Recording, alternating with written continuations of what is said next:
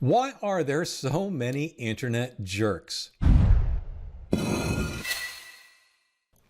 everyone, Leo Notenboom here for askleo.com, where I've been trying really hard not to be a jerk since 2003, hopefully helping people out. And here's a response I got to one of those attempts. Quote, "You're full of crap. That didn't work." Yep, that was a real comment I received to a post, I think it was on Facebook, where I was trying to help somebody out. Apparently, I was at fault for trying to help, or for being wrong. Apparently, I don't know. The bottom line is that the person, of course, was less than polite about expressing his displeasure with my response. Now, I get that from time to time. It's part of being on the internet. It's part of being a semi-public figure.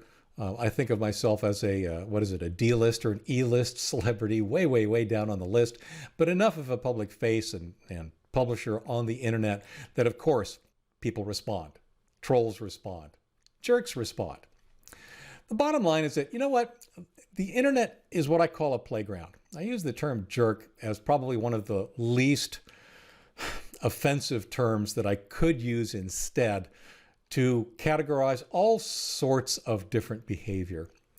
I'm sure you can think of other words, and feel free to, think of whatever word you are thinking of whenever I say jerk. In my opinion, and I think this is true in a lot of different ways, especially in recent years, I honestly don't think that the internet has created jerks.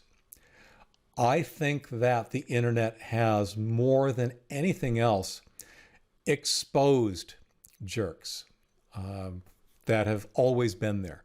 I'm pretty convinced that, back in the days of the caveman, somebody probably didn't like the way, I don't know, a particular cave painting happened to be, and made whatever the caveman equivalent of "you're a jerk" or "it's full of crap" or whatever kind of comment.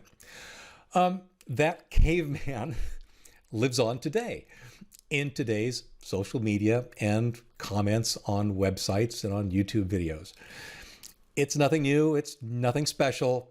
It's just that these days jerks have a much larger playground on which to show their jerkiness. That bigger playground has a bigger audience.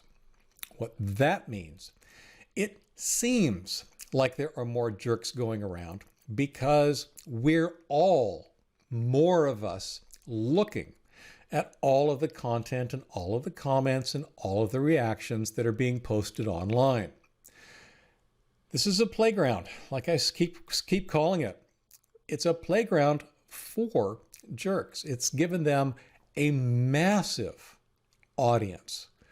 What used to be maybe an offensive uncle at your Thanksgiving meal that was restricted to maybe a handful of family members now gets to be a jerk anywhere online that he feels entitled to.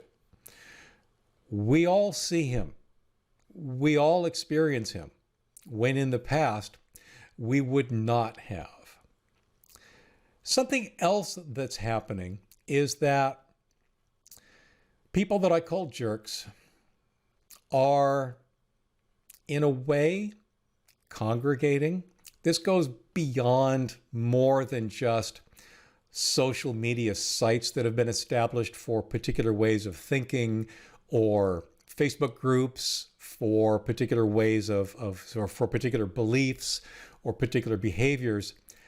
I think that when people see other people being jerks and not being called on it, it kind of makes the jerkiness a little bit more socially acceptable. I think that's one of the things that has led to the rise we see, is that the jerks who in the past would have still held whatever opinion they hold, in the past they might have kept it to themselves. In the past they might have been their own little private jerk, right?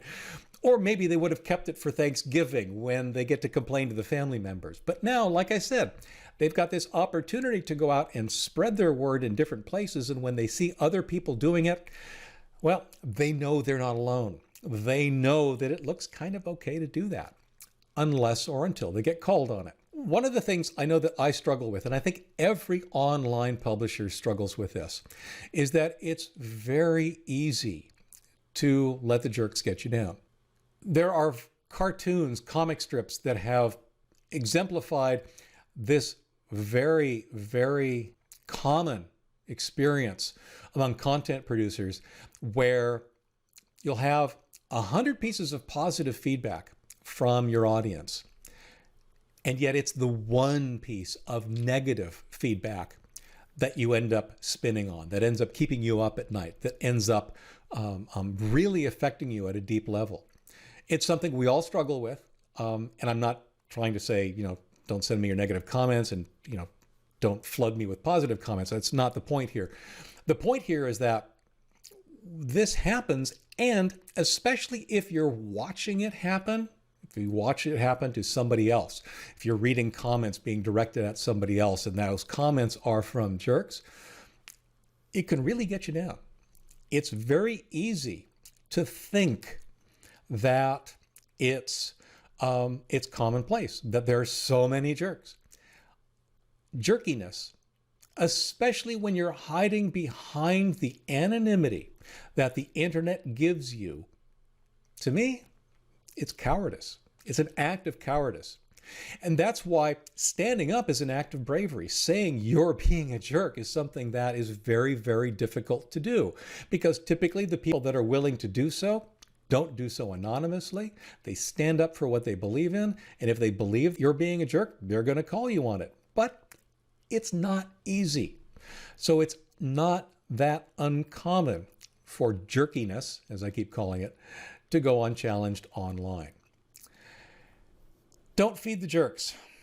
There are many of them, but there are many, many more good people. There are many, many more people who are positive and who are supportive and who are helpful. The jerks are just louder. They are. And that's what makes it seem like there are so many more of them, even though there really aren't. Don't feed them. Now, I've said a couple of times that if they're left unchallenged, they may think it's socially acceptable to do whatever it is they're doing. On the other hand, you don't necessarily want to feed them. Don't be a jerk in response to a jerk. That's exactly the kind of stuff that they feed on. Instead, let them know they're being a jerk if you are brave enough. I'm not even saying you necessarily need to do it, because I know it's hard. But the knee-jerk reaction is, in fact, to be a jerk back at them. I could have responded to the person who said my article was crap or that I was wrong or whatever. It's certainly tempting, trust me, when you've got a platform, it's very, very tempting to lash out at your detractors. It never turns out well. It really doesn't. Be honest, be kind, and move on. If you can't say something even neutral, right? Move on. It's not worth it. They're not worth your time. Don't engage them. Don't be a jerk to a jerk. In my case, I go either of a couple of different ways. I ignore most. I just do. They're entitled to their opinion. They really are. If you scroll through many of the comments on askleo.com, you'll find people that have called me a jerk or worse. I tend to cut profanity, but sometimes people are not kind. And it's really just their way of expressing their different opinion, their opinion that differs from mine. And that's okay. I'm actually quite happy to let people express opinions that don't match my own. I wish they would do it politely, but even if they don't, to a point, I'll just let them through. It's just no skin off my nose. And I've learned things from them, certainly. On the other hand, I own my platform, and I don't have to let people be unbridled jerks on my platform. So I'll call them on it, not in an abusive way, but then I'll delete them. I'll just delete the comment, or I'll ban them from the page, which fortunately for the Ask Leo Facebook page, for example, I can't recall ever having banned somebody. It's not a challenge. I've certainly, I think, removed a couple of comments, but I've not actually banned anybody. On the website, it's harder because people really are coming in anonymously. I have banned a couple of IP addresses in the past, but those are normally just, I think it actually traced back to a school somewhere on the other side of the planet where the kids apparently had too much free time on their hands. I actually heard back from the school a while later. But the point being, though, that it is well within the owner's rights, site owner's rights, be it Facebook or Twitter or askleo.com, to remove the content they find objectionable. And sometimes that's exactly the right thing to do. The bottom line, though, is that, sometimes we just need to remember that, yes, there are jerks out there. There are. There are many, many more awesome people. The jerks will grab your attention. You just need to look for the others. And that's something that I try to do pretty much on a daily basis. I hope you found this one interesting, helpful, maybe a little less jerky, giving you some hope for the internet. As always, the full article on which this little rant was based, plus related links, plus comments, plus updates, it's all out at askleo.com/13887. If you're watching this on YouTube, be sure and subscribe to the channel to get more of the videos that I release throughout the week.